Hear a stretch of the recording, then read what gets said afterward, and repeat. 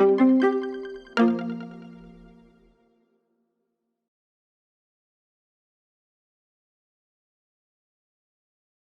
this procedure, you will learn how to instruct a patient in the proper collection of stool for an ova and parasite microscopic examination. Greet the patient and identify yourself. Hello, Jeff. How you doing? Good. Good. My name is Tori. I'm Dr. Smith's medical assistant. Verify the patient's identity with his full name and ask the patient to spell his last name. Then ask for his date of birth. If you can please give me your full name Jeff Leanhouse, and your date of birth. 11. Explain the procedure to be performed in a manner the patient can understand. All right. Dr. Smith would like for you to give us a stool sample. I'm going to go over everything with you, okay? Answer any general questions the patient may have about the collection procedures before you give detailed instructions. Do you have any questions before I get started? Instruct the patient not to take any antacids, laxatives, or stool softeners before collecting the specimen. No, there are no food restrictions. We just want you to stay away from laxatives, antacids, or any stool softeners. Tell the patient how to collect the specimen.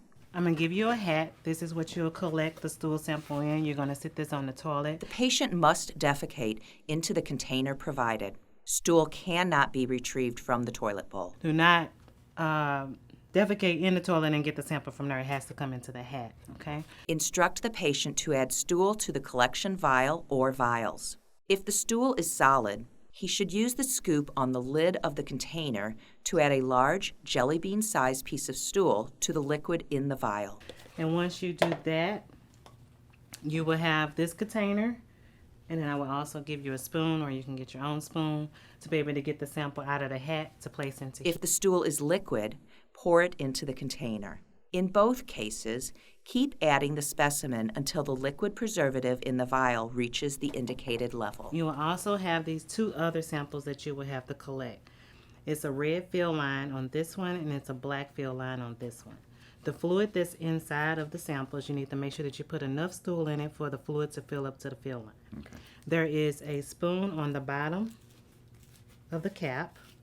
Instruct the patient to tighten the caps completely and wipe the outside of the vials with alcohol wipes or to wash carefully with soap and I water. will also put a few alcohol wipes in there for you to wipe the outside of the containers.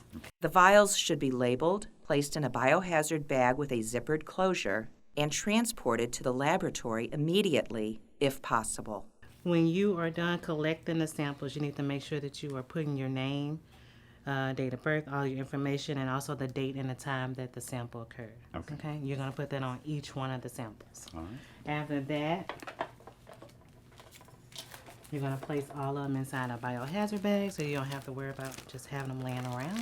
And then you'll bring it back to the lab. Do I have to keep it in the fridge? No, you do not. The vials should not be refrigerated. Instruct the patient to wash his hands after the specimen collection process. And also make sure that you wash your hands when you're done.